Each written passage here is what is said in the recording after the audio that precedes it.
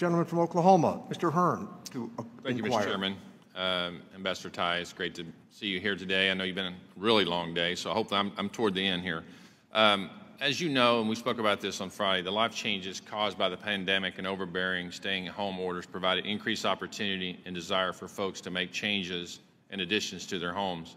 This increased demand, compounded with the pandemic shutdown of sawmills, resulted in a 300% increase in lumber costs since last spring and an average increase of some $36,000 to the price of a new home. American homebuyers are suffering. This issue is multifaceted, caused by supply and demand, domestic coronavirus closures, and a worldwide shortage of lumber. However, I want to focus on what this committee has jurisdiction over, and that's trade.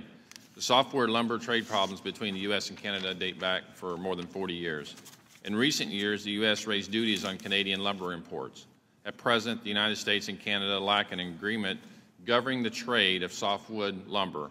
U.S. home buyers, home builders, and everyone who participates in the supply chain is suffering due to these unnecessary cost increases. Last week, in your response to Senator Moran inquiring about the rising costs in lumber, you stated this, quote, "This will always be important to U.S.-Canadian relations. We have raised these issues with my counterpart already. Softwood lumber will always be in my sights. We have a lot of tools and plans to use them robustly and raise the concerns we have and engage our Canadian counterparts on how to manage long-standing differences and think outside the box," end quote. Ambassador, can you clarify what specific tools you plan to use? Well, I also answered a lot of questions on lumber yesterday before the Senate Finance Committee. And again, I think these hearings are so instructive for me to be able to associate the concerns live with the members of Congress who care about the issues. So we have a lot of tools.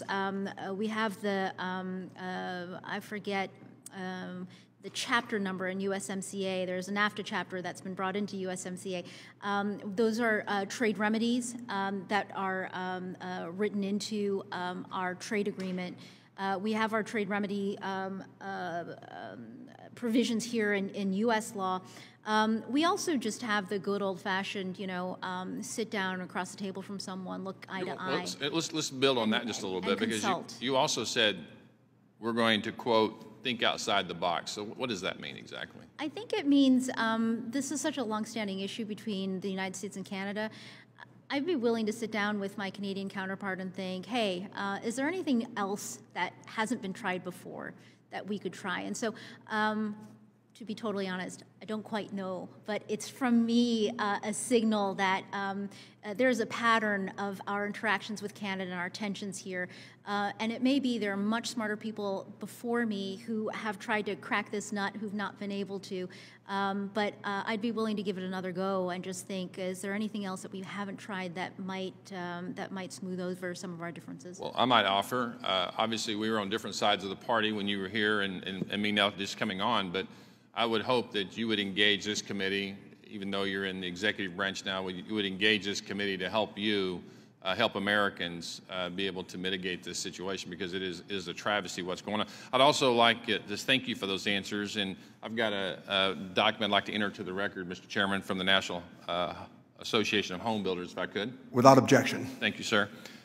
Before we go, I just want to, I know you've heard a lot today on trips, and I just want to acknowledge that I want to echo my colleagues' concerns with this WTO trip, and I know you've given a lot of comments around that, and the previous gentleman from Pennsylvania mentioned with just compensation or consideration.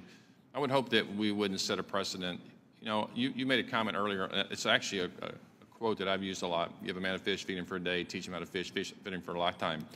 Every indication that we're getting, and you may differ on this response or what I'm about to say, is that to get this up and running would be somewhere in December before we could even get the conversation to a point where they could actually start manufacturing in India or somewhere like that. Maybe China could do it quicker.